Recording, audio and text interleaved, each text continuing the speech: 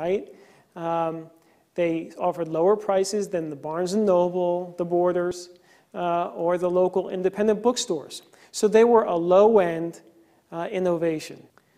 And of course, like all successful innovators, they keep improving their products and services to stay ahead of the competition. Now, the iPod was disruptive in a different way. It was a new market disruptive innovation. And here's an iPod, an older iPod. Many of you have newer ones. But the Apple's iPod was not the first product on the market. MP3 players existed long before the iPod was ever introduced. And songs were available online for sale and for free. Despite this seeming disadvantage, Apple initiated several new market disruptions in music as it reached new and commonly technologically inexperienced customers through the virtues of good design. This is very nicely designed, very intuitive, a hallmark of Apple products, the ease of use, clever marketing, and smart distribution. So now they were able to create a seamless system that made it convenient for folks to buy music legally and put it on their players. And like Amazon, they are sustaining their disruptive innovation. They improve their products all the time, bring out new versions and new iterations so that they can stay ahead of the competition. And as you can see from this chart, with those new iterations, increased revenues, their stock price has really seemingly gone off the chart. One of the most successful technology companies in the world today. Now let's talk about open innovation.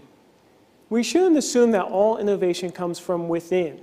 There are a lot of great external ideas out there, and we, companies, organizations, must learn to take advantage of them because there's smart people all over the world, and they sometimes have the better ideas than our own scientists or our own researchers. You're likely familiar with the Swiffer handheld duster. But you didn't know that this product was actually introduced in Japan first. Procter & Gamble didn't invent this.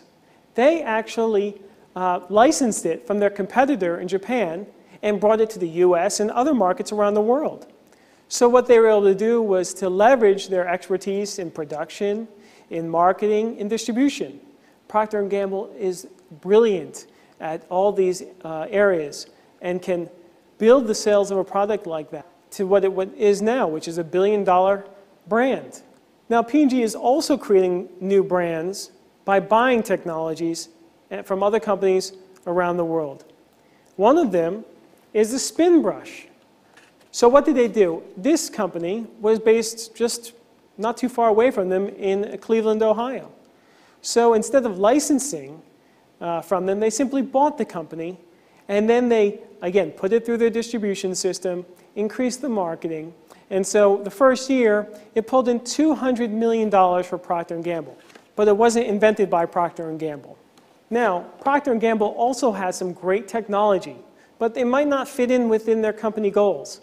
So while they can buy technology from outside, or they can license technology from outside, they can also license their own technology to other companies. And that's a way they can make money as well. So whether you're a big company or a small company, you can take ideas from outside and use them, or you can sell your ideas or innovations or license your innovations to others. Let's move on. What is your idea? What is your next collaboration? Who will you work with? Your best buddy?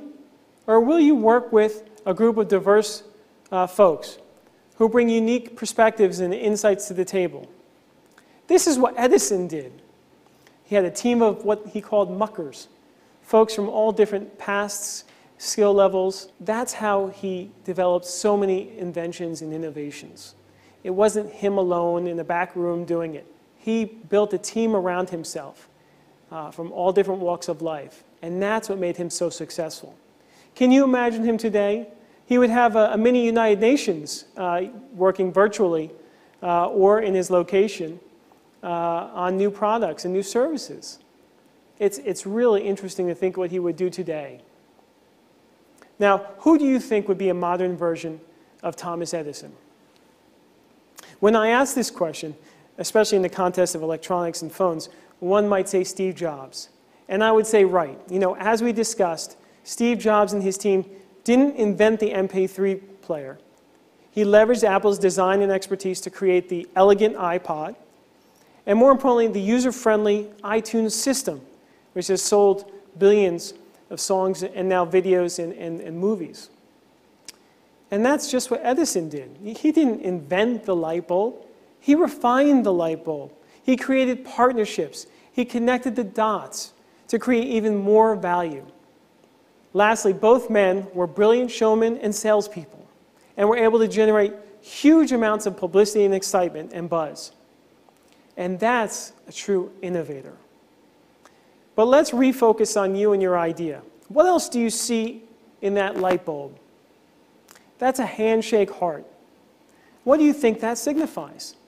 Well, it signifies passion for your idea or innovation, compassion for other perspectives, and most importantly, determination to see your innovation through the difficult innovation process. Let me impress upon you that to be a successful innovator, one need not be a genius. We can all be innovators as long as we are open to learning and applying innovation skills. Let me show you one last example that you may be familiar with. This is a stick-up light bulb. A stick-up light bulb. I saw this on TV a few years ago. And then I bought it and said, this is interesting. But you know what? This isn't really technologically advanced. Okay, it's very convenient. You don't have to wire your wall to put it up. You can just stick it up or screw it up, and then you can turn it on.